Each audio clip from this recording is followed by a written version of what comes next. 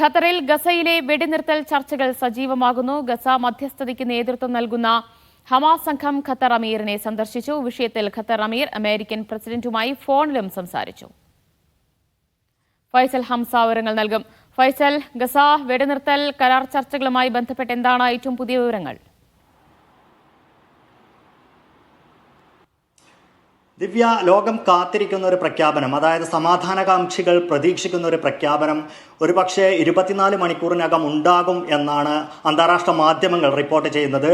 അതിനെ സാധൂകരിക്കുന്ന തരത്തിലുള്ള ചർച്ചകളാണ് ഇപ്പോൾ ഖത്തറിൽ പുരോഗമിക്കുന്നത്. ഏറ്റവും ഒടുവിലായി ഖത്തർ ന്യൂസ് ഏജൻസിയും ഖത്തർ വിദേശകാര്യ മന്ത്രാലയവും പുറത്തുവിട്ട റിപ്പോർട്ടുകൾ പ്രകാരം ഖത്തർ പ്രധാനമന്ത്രിയുമായും അതോടൊപ്പം തന്നെ ഖത്തർ അമീറുമായും ഗസ ചർച്ചയ്ക്ക് മധ്യസ്ഥ ചർച്ചയ്ക്ക് നേതൃത്വം നൽകുന്ന ഇരുപക്ഷവും ചർച്ച നടത്തിയിരിക്കുന്നു എന്നുള്ളതാണ്. അതിലേറ്റവും പ്രധാനപ്പെട്ടത് ഖത്തർ അമീർ Sheikh Tamim bin Hamad Al താനിയുമായി Hamas സംഘം ഈ ചർച്ചകൾക്ക് നേതൃത്വം നൽകുന്നതിനായി ദോഹയിലെത്തിയിട്ടുള്ള ഹമാസ് സംഘം ഡോക്ടർ ഖലീൽ അൽ ഹയ്യയുടെ നേതൃത്വത്തിലുള്ള സംഘമാണ് ഹമാസിന്റെ ഭാഗത്ത് നിന്നും ചർച്ചകളിൽ പങ്കെടുക്കുന്നത്. ഈ സംഘം ഖത്തർ അമീർ Sheikh Tamim bin Hamad Al താനിയുമായി ചർച്ച നടത്തി.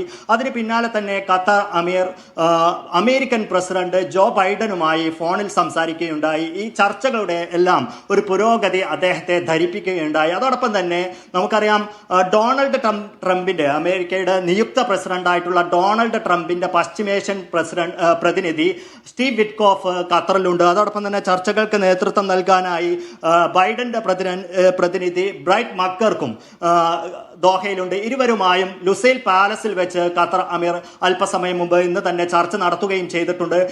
ഇതെല്ലാം സൂചിപ്പിക്കുന്നത്, നമുക്കറിയാം, നേരത്തെ ഇന്ന് രാവിലെ മുതൽ തന്നെ ഖത്തർ ഈ ഒരു മധ്യസ്ഥതയ്ക്ക് നേതൃത്വം നൽകുന്ന രാജ്യം എന്ന നിലയ്ക്ക് ഇരുപക്ഷവുമായും ചർച്ച നടത്തിയ ശേഷം നമുക്കറിയാം, ഡേവിഡ് ബെർണി അടക്കമുള്ള മൊസാദിന്റെ തലവൻ ഡേവിഡ് ബെർണി അടക്കമുള്ള ഉന്നതതല ഇസ്രായേലിന്റെ സംഘം തന്നെ ദോഹയിലുണ്ടായിരുന്നു കഴിഞ്ഞ ഏതാനും ദിവസങ്ങളിലായിട്ട്.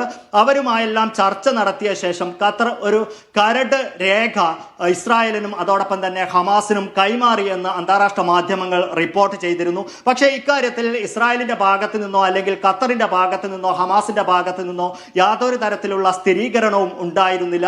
പക്ഷേ ഇക്കാര്യത്തിൽ ഇതിനെല്ലാം സാധൂകരിക്കുന്ന തരത്തിലുള്ള ഒരു കൂടിക്കാഴ്ചകളും അവസാനവട്ട ചർച്ചകളുമാണ് ഇപ്പോൾ പുറത്തു വന്നുകൊണ്ടിരിക്കുന്നത് എന്നാണ് ഇത് സൂചിപ്പിക്കാനുള്ളത്. പ്രത്യേകിച്ച് ഖത്തർ അമീർ Sheikh Tamim bin Hamad Al താനിയുമായി Hamas നേതൃത്വം കൂടിക്കാഴ്ച നടത്തുന്നു.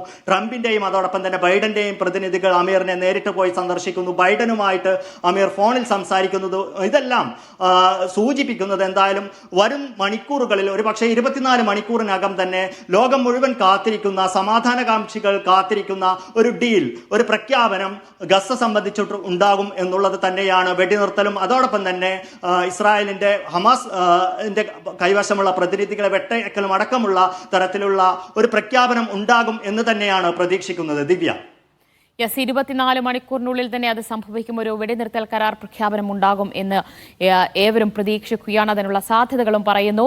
എന്തായാലും ഇപ്പോൾ വെടിനിർത്തൽ കരാർ ചർച്ച സജീവമായി തന്നെ തുടരുന്നുണ്ട്. ഹമാസ് സംഘം ഖത്തർ അമീറിനെ സന്ദർശിക്കുകയും ഒക്കെ ചെയ്തിട്ടുണ്ട്. വിവരങ്ങളാണ് ഫൈസൽ ഹംസ നൽകിയത്.